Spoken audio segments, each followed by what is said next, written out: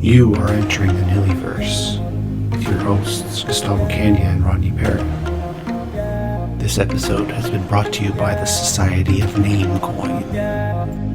No.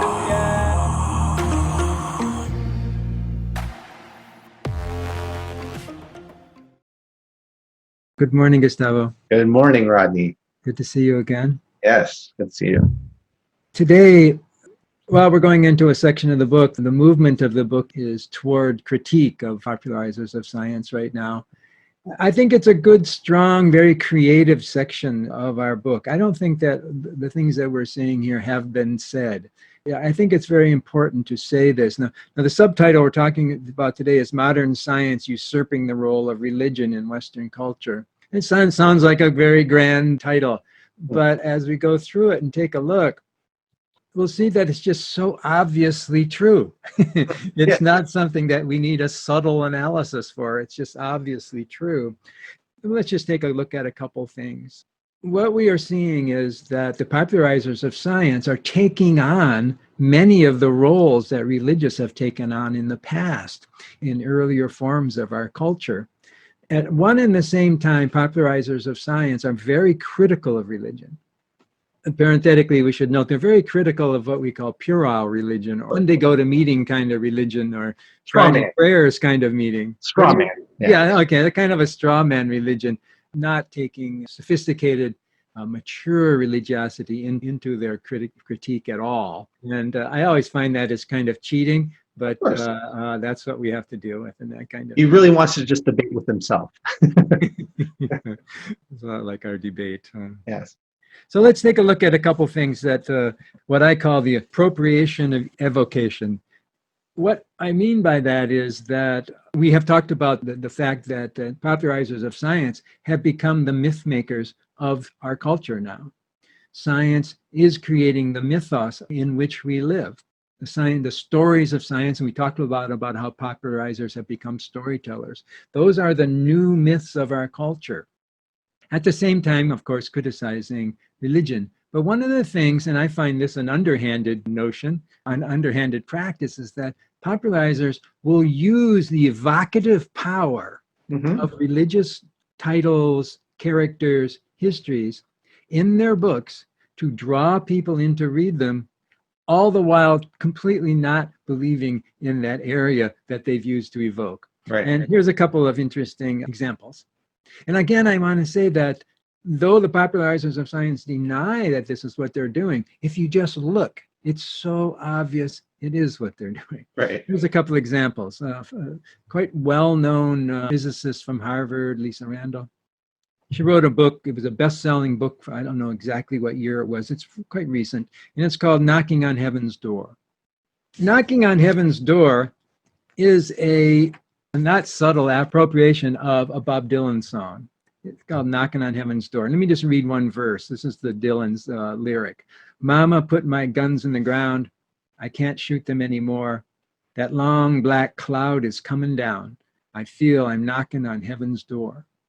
So the song is about these dark, unknown mysteries that occur at the time of death before entering into heaven. And wonderful song back in its day. And I should note that I don't understand why she did this. She called it knocking when the story was knockin'. So I don't know why she didn't use the proper sound. So anyway, what Randall is stating in using this title is that science is going to answer those mysterious questions that religion has never been able to answer. That science is going to solve those dark conundrums like dying that religion was never able to do. And then one of the things that you can see here is like in the subtitle of her book, it's called How Science Will Illuminate the Universe. How science is going to bring light to those places that have always been dark according to religion. Clear appropriation of religious notions and religious language to bring people into the book, as well as to elevate the role of science in the world. And here's another one. This one I really like a lot. I have a kind of an affection for Carl Sagan. When I was doing some graduate work here and there at Cornell some time back, and Carl Sagan was around Cornell most of his life. And he actually, in the realm of Pop's writers, I mean, he's a star with Nova and so forth, or Cosmos. I'm sorry, Cosmos with his TV book show. But he's more gentle with the realm of religion and philosophy than others. But he wrote a book called The Varieties of Scientific Experience, a personal view of the search for God. What he's doing is clearly appropriating the connotations that come up from William James' book, The Variety of Religious Experience. He called it The Variety of Scientific Experience. Now, James' book was from a turn-of-the-century series of lectures, very popular. Anybody who studies religion in the United States reads The Varieties of Religious Experience. So Sagan is doing in this is that he is saying that scientific experience is going to take over, go further than clarify the religious experience that William James was talking about. When I was studying at Cornell, Carl Sagan's house was famous in the city. Have you ever been to Ithaca? There are two big gorges coming down the mountain there, where Cornell's on top of the mountain, of course. And there are two big gorges there. And there's one house in one of the gorges that is built leaning over the gorge with about 150 over the cliff edge. Over the cliff edge, right. And, it had a big gate up at the top so you couldn't get in and everything. But everyone knew that's where Carl Sagan lived. He was enamored with space, and I could see he'd go out on his deck and look out over that cavern and sort of be enamored with space. And so that house was famous when he was around. Yeah, you can just imagine him looking up at the sky and looking down. Yeah. He was an interesting character, Carl Sagan. There's one thing that I am very critical about, and that is the subtitle of the book, A Personal View of the Search for God. First of all, you notice he said personal. In traditions of objective science, you would never inject the term personal into a title. Man is meaningless. Dust, like atom, a conglomeration of atoms, and what is personal? Yeah. He liked the we are stardust. It's an illusion. It's a So I thought that was interesting, and it is quite personal. But the kind of quality here that is very misleading is that it says a personal view of the search for God. Carl Sagan was never searching for the reality of God. Mm-hmm. Never. He knew from the first time he put his pen to paper, or these days, the first time he opened up his Word document, he did not believe in God. This book is not about a search for God, but it is using this trying to call people into his book by people who might be kind of magnetized by the notion, a scientist searching for God. But the fact is, he could have just said on page 1, well, there is no God. Right. So again, the use of religious the use of religious themes and images to draw people into the book when at the same time criticizing the basis of religion. And I'll just do one more here. And this, of course, is the classic of using religious evocation, and that is Lawrence Krauss, who we often come back to when we talk about the pops. Now, the usurpation of religious titles by Krauss is really not good. I don't know what negative criticism word, but it's not good. It's false in a certain sense. Now, his most recent book is called The Greatest Story Ever Told, ... so far. So he's clearly making reference to the famous Max von Sydow movie from the 60s, which was about the life of Jesus. And it's also a reference to, I think, a radio series back in the 40s that was about the Gospels of the New Testament and so forth. So with this title, The Greatest Story Ever Told so far, he's using, again, the magnetizing quality to readers of a religious reference. But he's saying that science is going to take over the role of Jesus in the world, that science is going to become the leader, the guide, the savior of the modern world. So his book is a kind of like a pop's version of the Gospels, of the good news. He's bringing us the good news. And I'll just mention one more thing, which makes this even clearer from what Krauss is about. He is, of course, a star. He's a star of the YouTube world. I don't know how many YouTube versions of things there are of him talking, debating, and so forth. And he's talking about his book in a YouTube video that I watched. And here's one of the things that he says. In my opinion, The Large Hadron Collider is humanity at its best. It is the Gothic cathedral of the 21st century.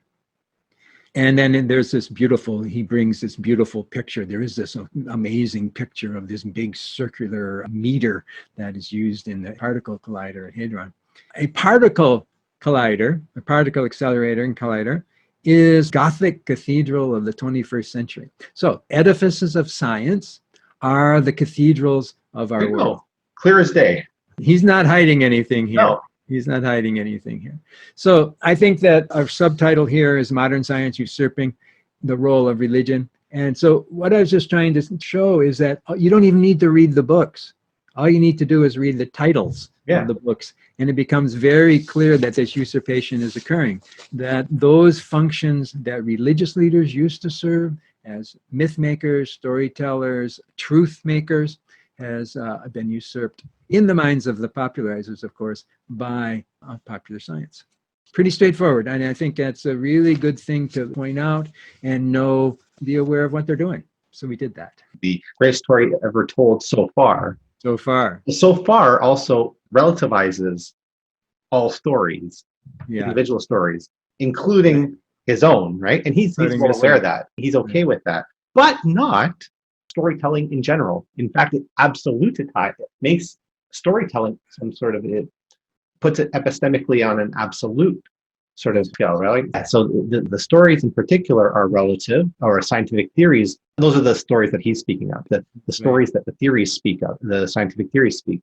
They will one day be surpassed, and he's right there, but it doesn't relativize the idea of storytelling in general. And so we have to kind of dig a little deeper into that, which is where Krauss and many others lack. Popular title, right, or a title written by a popularizer of science, Frank Wilczek, is The Unbearable Lightness of Being.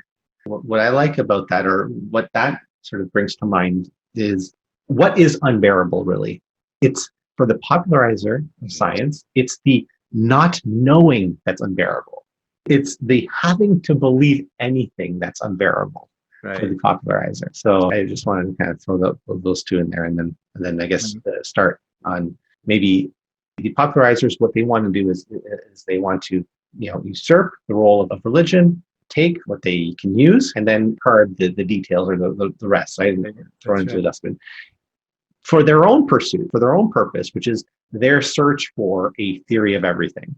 That's right. Their search for a theory of everything is really, at the root and its most gross or most stripped down sense, it's a search to say the most with the least, pressing the least possible to explain how the natural world has unfurled the way it has. That's right. The more that is said, the greater the chance that an intelligent being can find inaccuracy or inconsistency in something else that we know to be true, essentially. So to pare it down as tightly as possible, so as to minimize the chance that there's an inconsistency somewhere with something else that we know to be true, or one day will know to be true.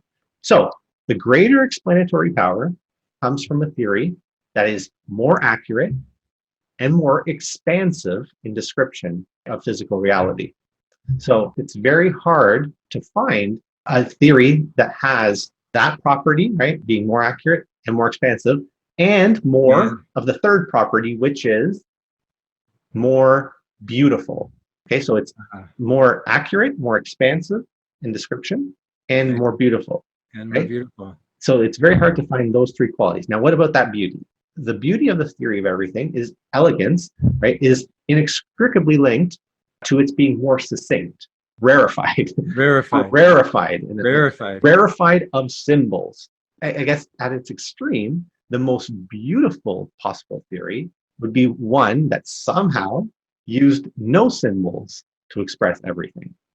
So in this way, with that small leap, we're back to nothing and nothingness, and with a real religious desire to find our own theory of everything. So we understand the nut of like what science is looking for in their theory of everything. There's a way that we can sort of bridge this gap. We're trying to find our own theory of everything too. And what we're going to do is we're going to try to use this idea of nothing and nothingness to get there. The way I see that we can transition from what we've termed in the past the metaphysical nothing Remember that's the one that says it's just like nothing is and then blank. Nothing is not.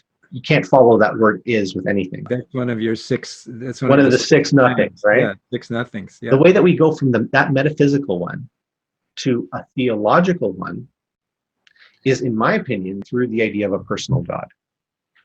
Only a God-made man can resolve the contradiction of God being both everything and being nothing. That's a problem, because how can God be everything and also be nothing? So let's dig into this a little bit. Thingness is transcended by life. The being of things cannot be united with their not being, but a living being can be unconsciously aware of nothing through imperience. It is as such that only as a living person could God resolve this most deeply rooted contradiction of being. Subject implies object. There must be an object before there's a subject. So without dwelling on that, on the object part of it, the object is assumed by the subject, okay? But we can just assume it without acknowledging it. So without dwelling on that too much, we can go beyond object. Holding on to this concept of as subject, we're both subject and object, but we don't have to think about how we are objects. Let's exist as subjects. Being God is made manifest through the person or persons of God. The theological nothing can then, I guess in summary, right? The theological nothing then can at least be the union of the following three nothingnesses. The nothingness permeating the physical universe, that's the one that Krauss speaks of, right? The nothingness uniting people through the concept or feeling of love, and the nothingness we imagine beyond all conceivable object and subject, provided we stop thinking about it and believe beyond imagination itself. So it's not just that. At least say that it's those three. So theological nothing assumes all of those: physical universe with these feelings that we feel, and beyond our wildest imaginations. Because when I say something like, oh, it's beyond our wildest imaginations, we can imagine what's beyond. We can not imagine the particulars of what's beyond our imagination, but that there is something beyond our imagination. I can imagine that. Right? So I'm kind of including that in there too. I guess for us, nothing is necessarily united with being, not separate from it, as nothingness is. Nothing reveals how beings are in how they are united, not what they apparently are in their separateness. The what is like it's this or that. Okay, those are nothingnesses. Things that I can point to, things that I can imagine and being separate in my mind. Those are nothingnesses.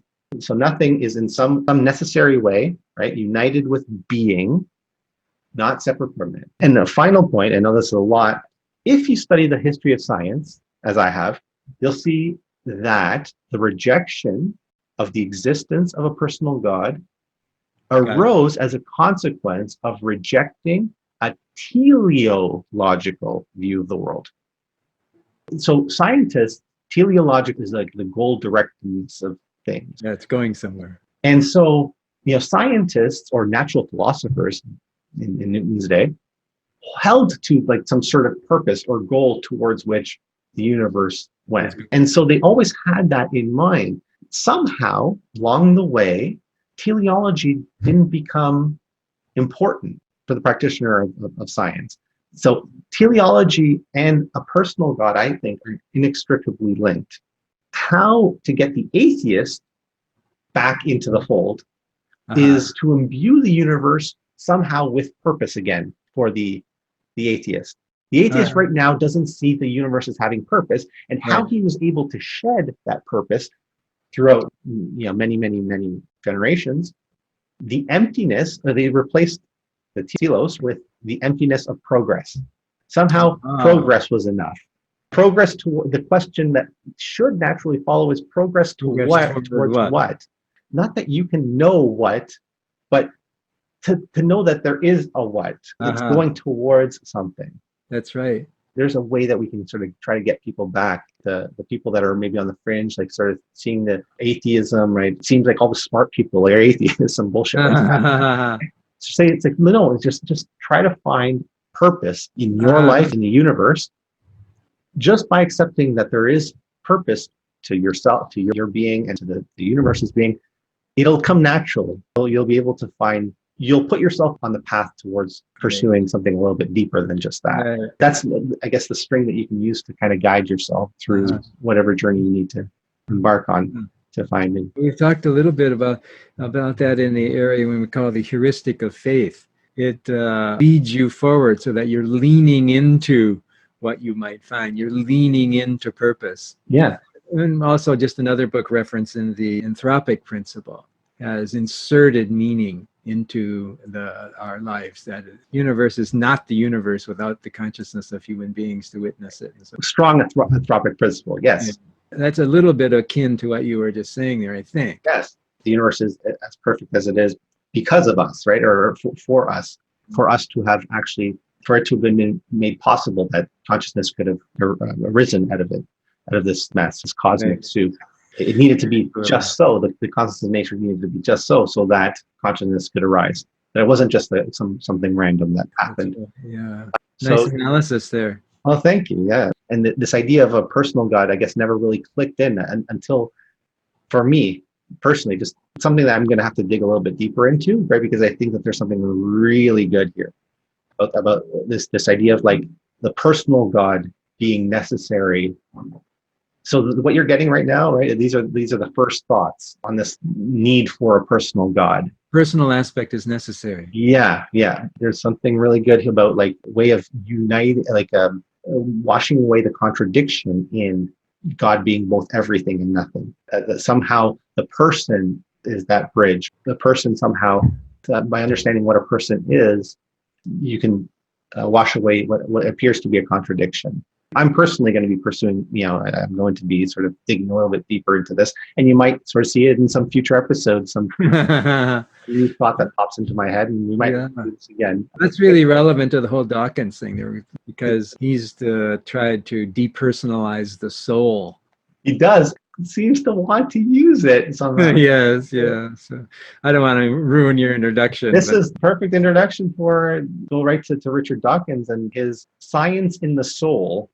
Science in the Soul. I don't know if it's his latest book. I don't keep track of what Dawkins writes. But I don't know either. I don't know. This video was taken in 2017. It's him speaking about his then newest book, The Science in the Soul.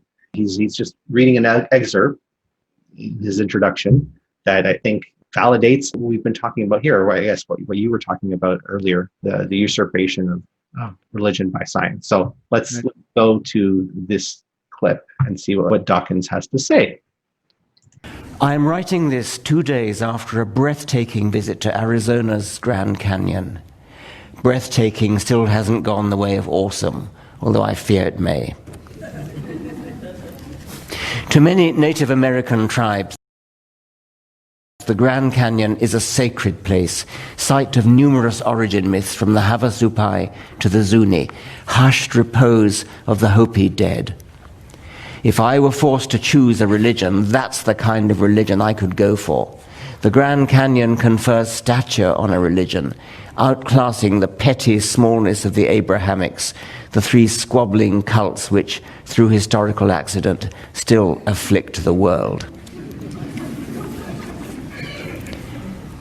In the dark night, I walked out along the south rim of the canyon, lay down on a low wall and gazed up at the Milky Way. I was looking back in time, witnessing a scene from 100,000 years ago, for that is when the light set out on its long quest to dive through my pupils and spark my retinas. At dawn the following morning, I returned to the spot, shuddered with vertigo as I realized where I had been lying in the dark, and looked down towards the canyon's floor. Again, I was gazing into the past, 2 billion years in this case, back to a time when only microbes stirred sightless beneath the Milky Way. If Hopi souls were sleeping in that majestic hush, They were joined by the rock-bound ghosts of trilobites and crinoids, brachiopods and belemnites, ammonites, even dinosaurs. Was there some point in the mile-long evolutionary progression up the canyon strata when something you could call a soul sprang into existence, like a light suddenly switched on? Or did the soul creep stealthily into the world, a dim thousandth of a soul in a pulsating tube worm, a tenth of a soul in a coelacanth, half a soul in a tarsier, then a typical human soul, eventually a soul on the scale of a Beethoven or a Mandela? Or is it just silly to speak of souls at all? Not silly if you mean something like an overwhelming sense of subjective personal identity. Each one of us knows we possess it, even if, as many modern thinkers aver, it is an illusion. An illusion constructed, as Darwinians might speculate, because a coherent agency of singular purpose helps us to survive.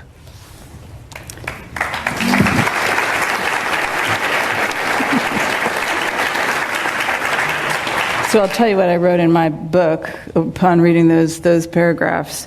Is Richard Dawkins getting spiritual on us? Well, that's part of the point. I mean, it's kind of meant to be a little bit provocative to put the word soul in the title. I said last night that I quoted one of my great heroes, Peter Medawar, great medical scientist and biologist and Nobel Prize winner. He said, I hope I shall not be, he was giving a lecture, and he said, I hope I shall not be thought ungracious if I say at the outset that nothing on earth would have induced me to attend the kind of lecture you may think I'm about to give. And I then said, I hope I shall not be thought ungracious if I say at the outset that if you have come hoping from the word soul to witness some kind of conversion, you're going to be disappointed. There are two meanings of the word soul, and somewhere in the book I quote two dictionary definitions from the Oxford Dictionary. One of which is the immortal soul, the religious soul, the supernatural soul, the one that survives your death. And that's not what I'm talking about. And the other is the sort of spiritual, aesthetic, emotional response to science, to the universe, to life, to deep time, deep space, that kind of thing. That's the sense of soul in which I use it in the title. I wonder if you could elaborate a little. I think that's where I'm going to stop. Yeah, he said most of what he wants to say there. Yeah, right there. He speaks of the native religions. Well, the native religions are dying, sadly.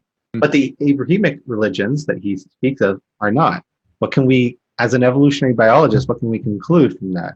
It might not signal that there's an evolutionary advantage, the Abrahamic religions over the native ones. Basically, if he had to pick one, the native ones, right? It seems like you'd probably, your type would become extinct. But maybe you don't like this idea of my trying to sort of try to say these things in terms of evolutionary advantage. As an atheist, couldn't you sort of say that the Abrahamic religions have a mimetic advantage? Clearly, regardless of which way you choose to sort of see it, Dawkins clearly does not get a big part of the Abrahamic religions if he feels like that he'd choose like the native religions over the Abrahamic ones, because it seems like the Abrahamic ones are the ones that are survived and thrived, whereas the native ones have not. He speaks of the soul first and says how it has gives you an overwhelming sense of personal subjective identity. And then he follows it with, it's an illusion that is constructed because a coherent agency of singular purpose helps us to survive. And what I'm questioning is what agency is he speaking of there? Does anybody not call him out on the contradictions? Now, the agency is, he's saying the person, but is the person independent of the soul? And what singular purpose are you speaking of? Singular purpose is to survive. It seems pretty shallow. There's where, right from the introduction, it kind of falls apart, right? But then he goes further and speaks, he takes out the Oxford Dictionary and accepts the second definition of soul, so, a spiritual, emotional, aesthetic response to science, the universe, life, dot, dot, dot, dot, dot. It's clear that you can be spiritual believing in science. It seems like what Dawkins is working towards, I mean, the moderator here, or the person that's interviewing him, saying, like, look, is this not Dawkins going spiritual on us? You say it's like, no, it's not still Richard Dawkins, right? But it seems like he is. He seems like he's open to accepting some impoverished sense of spirituality into his worldview. She says spiritual, he denies it, but then he uses the word spiritual. I found it really fascinating. First of all, he's got the most amazing ties. I've been watching a lot of YouTube videos. He has these wonderful nature ties. I don't know if you noticed, there were these stag deer on. Now I notice it, yeah. There's a couple things. One is that he is ruminating about whether there were souls of native people living at the bottom of the canyon. And in order to say that statement, gosh, yeah, I didn't even. You have to accept a certain definition of soul. Yeah, that they're eternal, essentially. Yeah.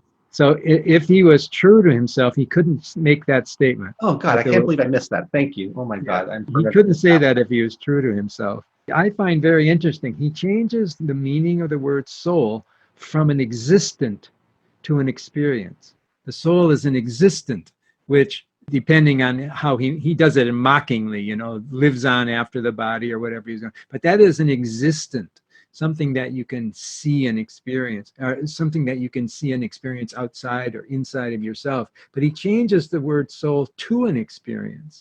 And what I find interesting is that we have this wonderful word awe, the experience of awe. We have it in the English language. It's in the OED. He could have looked that up too. When essentially what he's saying is that soul is the experience of awe. We already have a word for that. We don't need to use the word. We don't need to appropriate the word. Why do you soul. want to appropriate? Exactly. We already have that word.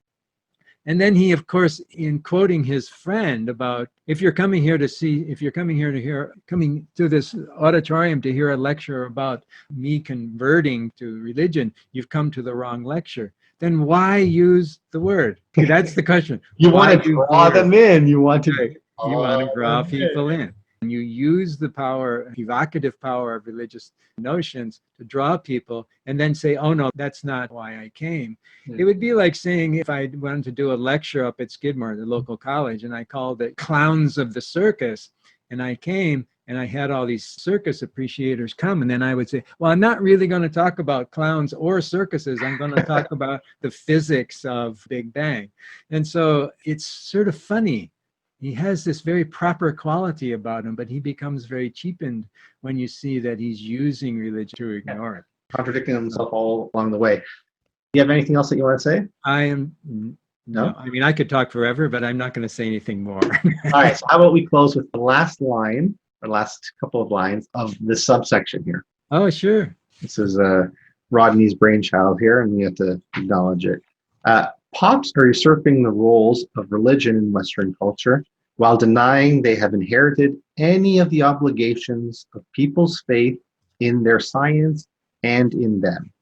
They are blind to the fact of their own self-created scientism.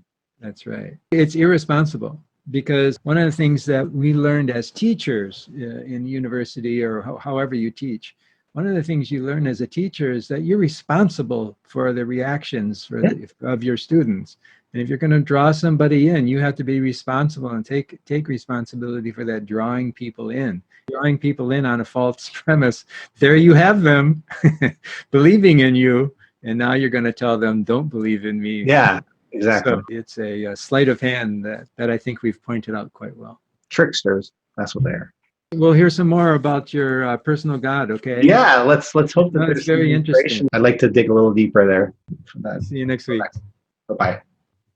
Entering the Universe has been brought to you by the Society of Namecoin. Until next time. No.